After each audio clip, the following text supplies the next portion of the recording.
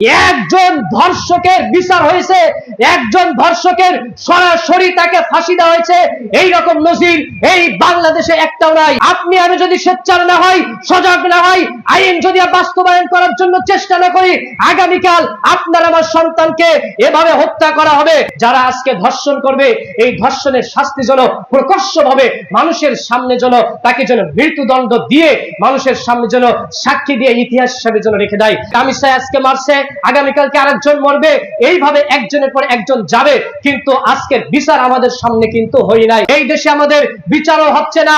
আজকে সরকার যদি এটা না করে, তাহলে মানুষ কিন্তু এটা এই আইন হাতে তুলে নিতে বাধ্য হবে। আজকে আমাদের সমাজ ব্যবস্থা আজকে জাহিলিয়াতের কোন পর্যায়ে আজকে চলে গিয়েছে। মিরপুরের পল্লবীতে ছোট্ট ফুটফুটে বাচ্চা, মাসুম বাচ্চা, আমরা যে রামিসার ঘটনা আমরা সবাই জানছি।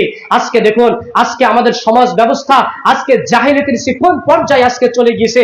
সম্মানিত উপস্থিতি, আজকে কোন অবস্থায় চলে গিয়েছে, আপনাকে আমাকে সবাইকে নিজের জায়গা থেকে সোচ্চার হতে হবে এবং সরকারের নিকট আপনাকে আমাকে আবেদন করতে হবে, যারা আজকে ধর্ষণ করবে, এই ধর্ষণের শাস্তি যেন প্রকাশ্যভাবে মানুষের সামনে যেন তাকে যেন মৃত্যুদণ্ড দিয়ে মানুষের সামনে যেন সাক্ষী দিয়ে ইতিহাস হিসাবে যেন রেখে দেয়। আল্লাহ সুবহানাহু ওয়া তাআলা যেন কবুল করে, আমিন। এবং আপনাকে আমাকে সোচ্চার হতে হবে, সজাগ হতে হবে, কারণ এই রামিসায় আজকে মারছে, আগামীকালকে আরেকজন মরবে, এইভাবে একজনের পর একজন যাবে, কিন্তু আজকের বিচার আমাদের সামনে কিন্তু হয় নাই।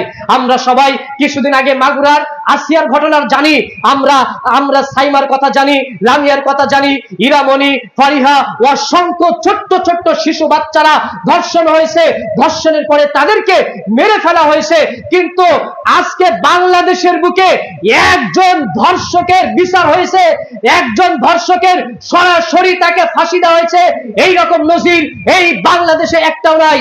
আজকে যদি আপনি আমি যদি সোচ্চার না হই, সজাগ না হই, আইন যদি বাস্তবায়ন করার জন্য চেষ্টা না করি, আগামীকাল আপনার আমার সন্তানকে এভাবে হত্যা করা হবে।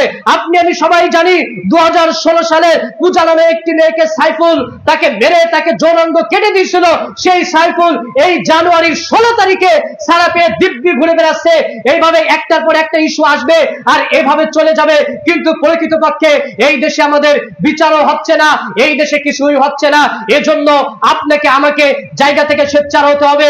আর তাই যদি না হয়, আজকে আপনার আমার জায়গা থেকে সকলের সরকারের নিকট আবেদন রাখতে হবে যে আজকে সরকার যদি এটা না করে, তাহলে মানুষ কিন্তু এটা এই আইন হাতে তুলে নিতে বাধ্য হবে। কারণ আপনার সন্তানকে যখন মেরে ফেলা হচ্ছে, সরকার যদি বিচার না করে, ওই জায়গায় আপনার সন্তান থাকলে আপনি তাকে কি করবেন?